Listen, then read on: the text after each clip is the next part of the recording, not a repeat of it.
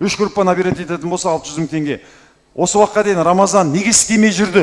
Бұны бүйтіп есептеген жоқсың, келісесің бе? Сен есептемегенің көрініп тұр. Қараңыздар, бизнес планды қалай жазу керек екенін көрсетемін. Бизнес план мына жерге ғана сияды. Мына жерге сыймаса, ол бизнес план емес. Қанша табыс тапқың келеді? Айына 200 мың. Жарайды, 200 мың теңге. П көбейту насы тең болады 200 мың теңге. П деген бір клиенттен түсетін пайда, мынау сатылым саны. Бизнес планның жүрегі осы. Қалғаның бәрі вода. Қалғаның бәрі су, туфта. Қандай сабақ бересің? Дауыс техникасы, дауыс қою жаттығулары. Дауыс қою жаттығулары. Окей, бір клиенттен бір сабағың қанша тұрады? 2000, 3000. Аптасына неше рет өткізесің? Курсың қанша уақытта тұрады? Басында 3 рет. Бір айлық курс десем болады, аптасына 2 реттен.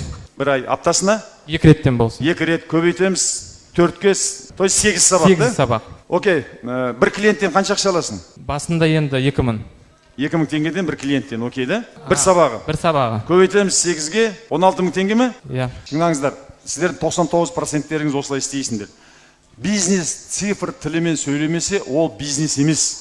Көбі жаңағы сияқты долбарлап бірден істесем де 1 ай, 2 ай, 1 жыл, 2 жыл қиялдап жүреді. Просто оны цифр тіліне әкелу керек болды. Бұны бүйтіп есептеген жоқсың, келісесің бе? Сен есептемегенің көрініп тұр. Есептемедім, енді ойлап жүрмін, бірақ есептемедім. Құр ойлағаның не керек? Курица тоже думала. Саған 12 студент керек. 12 студент көбейтеміз 16 мың теңгеден 200 мың теңге. Осы уақытқа дейін сен курсыңды қояла жасап көрген жоқсың әлі ешкімге? Осы жылы оқыдым, 6 ай бойы Жүргенов академиясында. Дауыс қою да? Дауыс қою жаттығулары.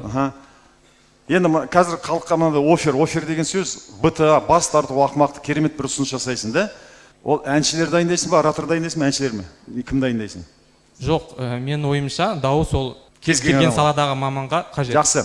Кез келген сен сатушысың ба, мұғалімсің ба, асабасың ба, кез келген адамға халықтың алдына шығып дұрыс сөйлеуді үйренуге қажет па? Бір сабағы 2-ақ мың теңге. Ертең Жүргенов академиясының осындай мұғалімі бірінші сабағы тегін келіп, дауыс қою техникасын 2 сағаттың ішінде сізге үйретем. Ұнаса ары қарай қатынасасыз, ұнамаса қатынасып керек жоқ. Ары қарай егер 1 ай қатынасатын болсаңыз, сіз өте нақты Ахметбек Нұрсила сияқты бәленбай халықтың алдында сөйлеп шығатыныңызға кепілдік берем. Егер үйрете алмасам, ақшаңызды қайтарып берем. Қатынасқысы келетін адамдар бар ма? Саған міне 2 айлық немене. Ешқандай ақша керек жоқ да? Бір дегенде қанша бала оқыта аласың? 6-8 адам. 8 адам.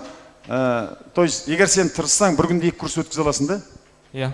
2 группа набирать ете аласың, 3 группа набирать ете аласың да? Әрине. 3 группа набирать ететін болса 600 мың теңге. Осы уақытқа дейін Рамазан неге істемей жүрді? Просто сенім ойламайды қалай істеу керек екен. Бұны бар ғой, автоматтандыруға болады. Бұл сабақтарды вебинар түрінде жазып, тек қана Алматы емес, бүкіл Қазақстанда оқытуға болады дауыс қоюды.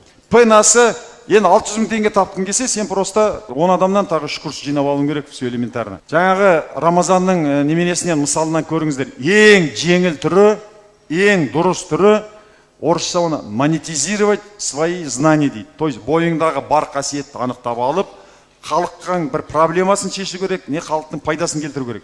Халықтың проблемасы көп адамдардың анықтап, нақтылап, халықтың алдына шығуға, сөйлеуге қорқады. Ол мұғалім ба, ол оратор ма, ол әнші ма, ол асаба ма, кез келген адам өзін-өзі уверен ұстағысы келеді. Соны ол үшін сөйлеудің техникасы бар да. Сен мүмкін музыкантсың, мүмкін сен мұғалімсің, мүмкін физикадан, мүмкін химиядан, мүмкін спортсменсің, мүмкін бухгалтерсың, мүмкін шаш алуға, мүмкін тырнақ жасауға. Әйтеуір бойыңда қандай қасиет бар, бір тиын ақша шығармай, соны кәсіпке айналдырып кетуге әбден болады бірден. Ең тиімді түрі услуга.